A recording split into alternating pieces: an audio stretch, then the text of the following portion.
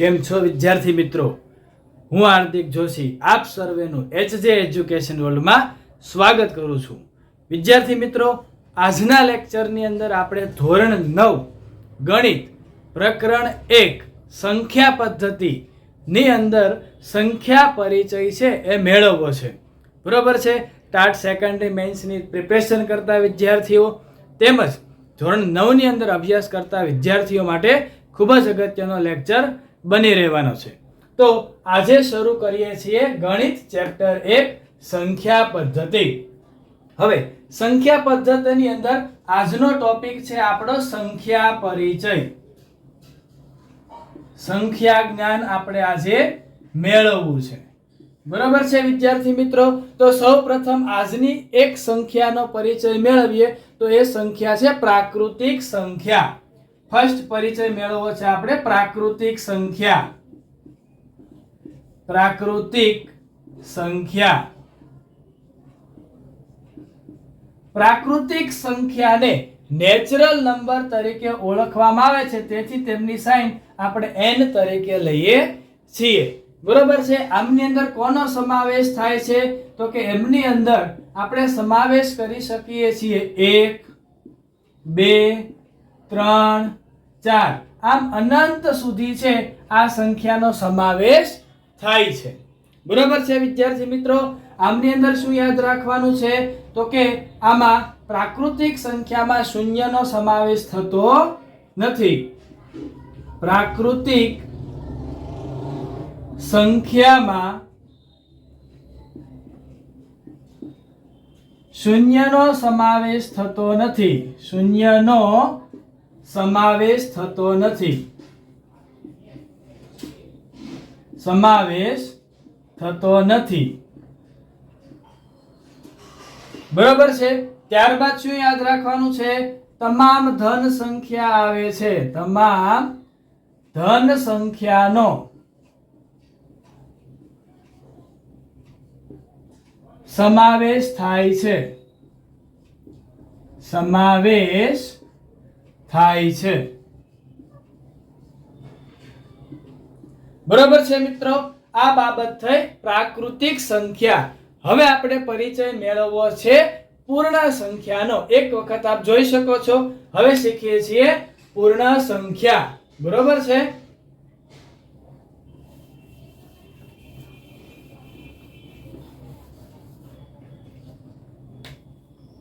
બીજું છે પૂર્ણ સંખ્યા.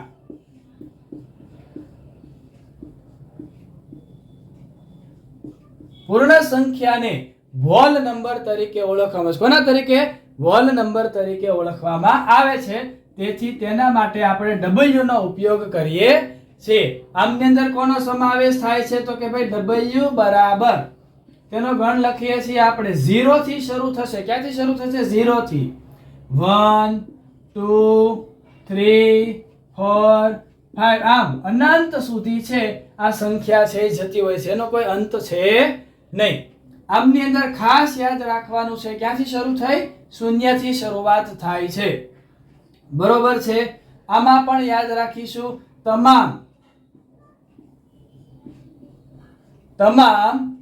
પૂર્ણાંક સંખ્યાનો, બરોબર, તમામ પ્રાકૃતિક સંખ્યાનો, તમામ પ્રાકૃતિક સંખ્યાનો સમાવેશ પૂર્ણ સંખ્યામાં થાય છે. પૂર્ણ સંખ્યામાં થાય છે.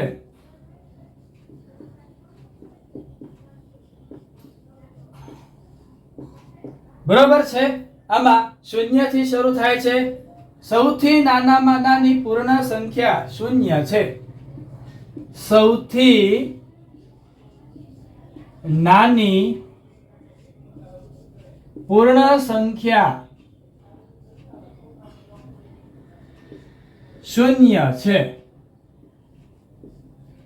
શૂન્ય છે. બરોબર છે? આ ઉપરાંત આવું લખી શકીએ કે n ઉપગણ W. એનો મતલબ શું? તો કે પ્રાકૃતિક સંખ્યાનો સમાવેશ પૂર્ણ સંખ્યામાં થાય છે. બરોબર છે મિત્રો, સ્ક્રીન ઉપર આપ એક વખત નજર કરી લો, વાંચી લો.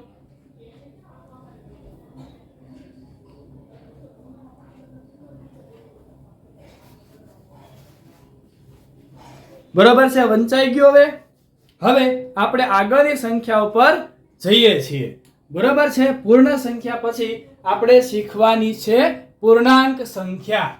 બરોબર છે, પૂર્ણાંક સંખ્યા શીખવાનો પ્રયત્ન કરીએ છીએ. ચાલો શીખીએ છીએ હવે પૂર્ણાંક સંખ્યા.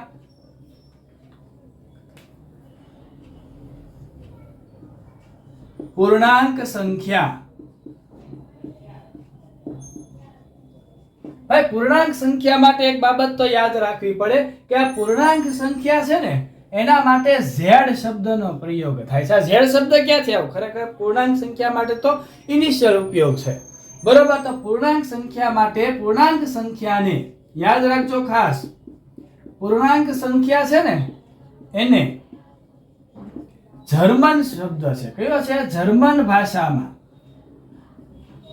જર્મન ભાષામાં ઝેલિન શબ્દ વપરાય છે. શું શબ્દ વપરાય છે? ઝેલિન. બરોબર છે, ઝેલ શબ્દથી ઓળખવામાં આવે છે. એના આધારે આપણે પૂર્ણાંક સંખ્યાને આ રીતે લખીએ છીએ. હવે પૂર્ણાંક સંખ્યામાં કોનો સમાવેશ થાય? તો એમની વાત કરીએ તો કે ભાઈ 0, 1, 2, 3 ત્યાં અનંત સુધી છે.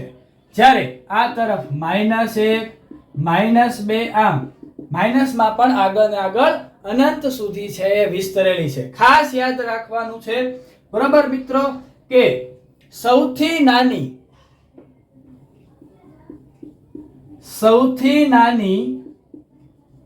ધન પૂર્ણાંક સંખ્યા, સૌથી નાની ધન પૂર્ણાંક સંખ્યા 1 છે. શું છે? 1 છે. બરોબર છે, 1 છે. સૌથી મોટી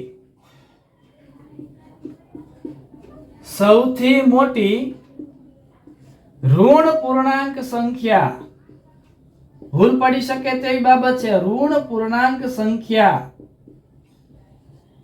-1 છે. શું છે? -1 છે. બરોબર છે મિત્રો, સૌથી નાની ધન પૂર્ણાંક સંખ્યા 1 છે. સૌથી મોટી ઋણ પૂર્ણાંક સંખ્યા -1 છે. વિદ્યાર્થી મિત્રો યાદ રાખજો, શૂન્ય એ તટસ્થ સંખ્યા છે. શૂન્યનો સમાવેશ ધન પૂર્ણાંક કે ઋણ પૂર્ણાંક એક પણ સંખ્યામાં કરતા નથી.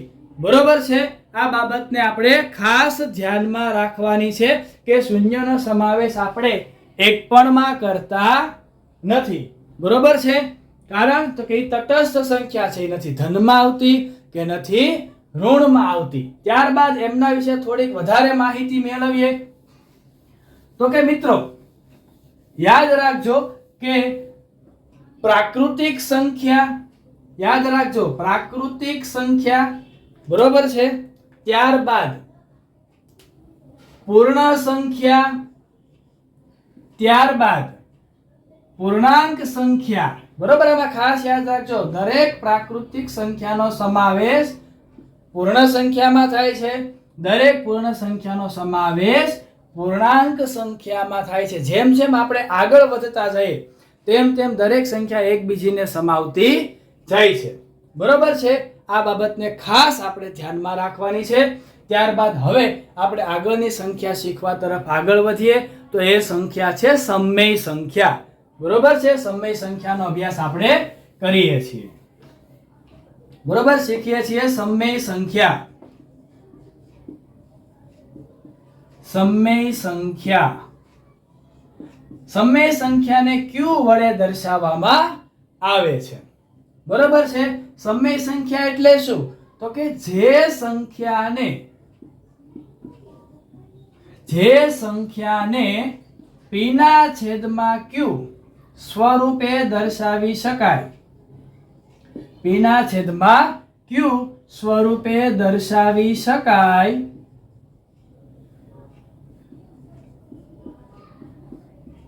તેને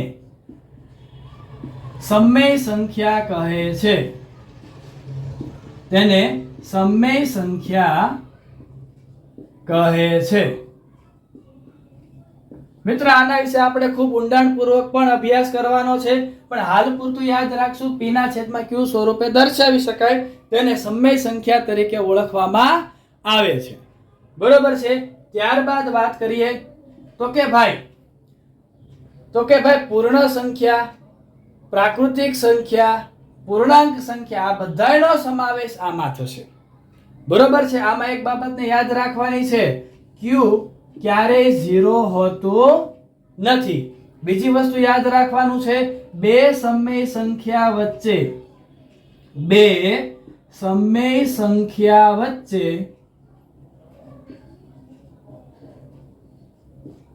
અનંત સંખ્યા આવેલી છે, અનંત સમય સંખ્યા આવેલી છે. બરોબર, અથવા અનંત સંખ્યા આવેલી છે, અનંત સંખ્યા આવેલી છે. આ બાબતને ખાસ ધ્યાનમાં રાખશું. આમની અંદર હજી પણ બાબતો છે, એમાં ઉદાહરણ લેવું હોય તો લઈ શકાય કે એક્ઝામ્પલ તરીકે 1 અને 2 વચ્ચે અનંત સંખ્યા આવેલી છે, અનંત સંખ્યા આવેલી છે,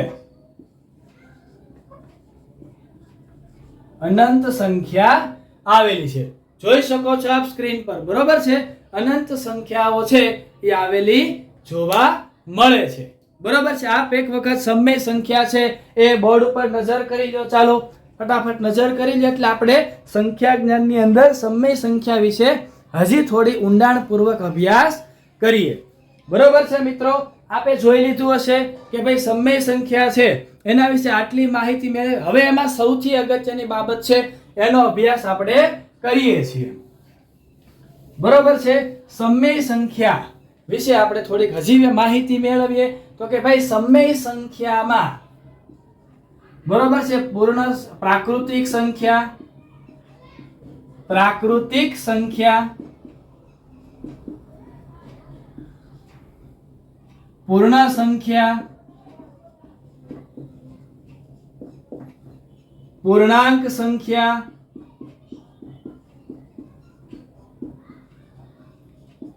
બરોબર છે. પૂર્ણાંક સંખ્યા નો સમાવેશ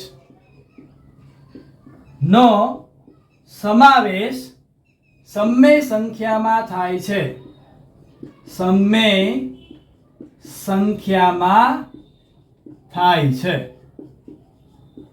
બરોબર છે. એટલે કે આપણે શોર્ટ ટ્રીક યાદ રાખીએ તો કે n ના તમામ સંખ્યાનો સમાવેશ w માં થાય છે. w એટલે પૂર્ણ સંખ્યા. પૂર્ણ સંખ્યાનો તમામનો સમાવેશ પૂર્ણાંક સંખ્યામાં થાય છે. આ પૂર્ણાંક તમામ સંખ્યાનો સમાવેશ સમય સંખ્યામાં થાય છે. યાદ રાખજો, તમામ સમય સંખ્યાનો સમાવેશ આમાં થતો હોય એવું જરૂરી નથી. તો આ સમય સંખ્યાની વાત થઈ ગઈ. બરોબર છે. હવે આગળ વધીએ અથવા એમની અંદર થોડી એવી વાત કરું તો સમય સંખ્યા છે એ મિત્રો શાંત હોય. બરોબર. શાંત એટલે ખબર છે ને કે ભાગાકાર કરતા શેષ શૂન્ય વધે. અનંત આવૃત હોય છે. કેવી હોય છે? અનંત આવૃત હોય છે. આ બાબતને પણ આપણે ધ્યાનમાં. અનંત આવૃત એટલે શું? તો કે સતત પુનરાવર્તિત થતી હોય. આવૃત એટલે પુનરાવર્તિત થતી હોય. બરોબર, પુનરાવર્તિત થતી હોય છે. ઓકે. હવે આપણે આગળની સંખ્યા શીખીએ છીએ વાસ્તવિક સંખ્યા. બરોબર છે. વાસ્તવિક સંખ્યાનો અભ્યાસ કરીએ છીએ. ચાલો વાસ્તવિક સંખ્યા ઉપર ધ્યાન આપીએ.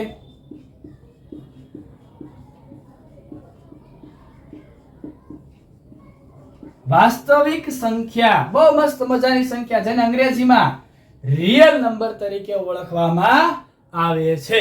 કોના તરીકે ઓળખવામાં આવે છે? રિયલ નંબર તરીકે ઓળખવામાં આવે છે. બરાબર છે. આ વાસ્તવિક સંખ્યામાં તમામ સંખ્યાઓનો સમાવેશ થાય છે. લખીએ આપણે પહેલું સેન્ટેન્સ.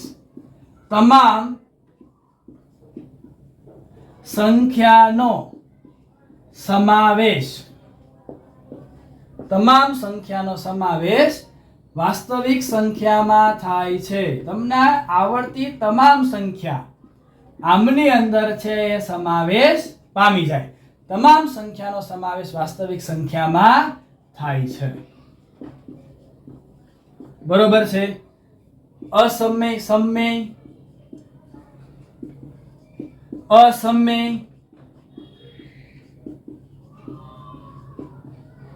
સંખ્યાનો પણ આમાં સમાવેશ થાય છે. બરોબર, પણ સમાવેશ થાય. ઓકે છે. બરોબર છે મિત્રો. આના ઉપરથી હજી આપણે ઉદાહરણો લેવા હોય તો લઈ શકીએ. સાહેબ તમામ સંખ્યાઓ, બરોબર છે, મને એમ થાય 3/5 લખું, ઉદાહરણ ચાલે? હા ચાલે. માઈનસ લખું, રૂટ અહીંયા 3 લખું, કહેવાય વાસ્તવિક સંખ્યા? હા કહેવાય. બરોબર છે. 2 ની રૂટ કરીએ આપણે, વર્ગમૂળ માટેની કોઈ સંખ્યા લઈએ 4, હા ચાલે? હા ચાલે. કહેવાનો મતલબ કે અહીંયા પાઈ, પછી આગળ તમને મનમાં આવતી જે સંખ્યા છે એ તમામ વાસ્તવિક સંખ્યા તરીકે એને ઓળખવામાં આવે છે. વિદ્યાર્થી મિત્રો, આ વાત થઈ આપણો સંખ્યા પરિચયની. આપ સર્વેને મારો આ લેક્ચર ગમ્યો હોય તો આપણી ચેનલને લાઈક કરી દેજો, શેર કરી દેજો અને સબસ્ક્રાઇબ કરી દેજો, જેથી આવા અવનવા વિડીયો છે આપણને મળતા રહે. Okay, thank you.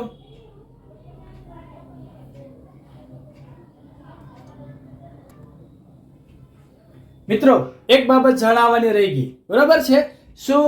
તો કે ભાઈ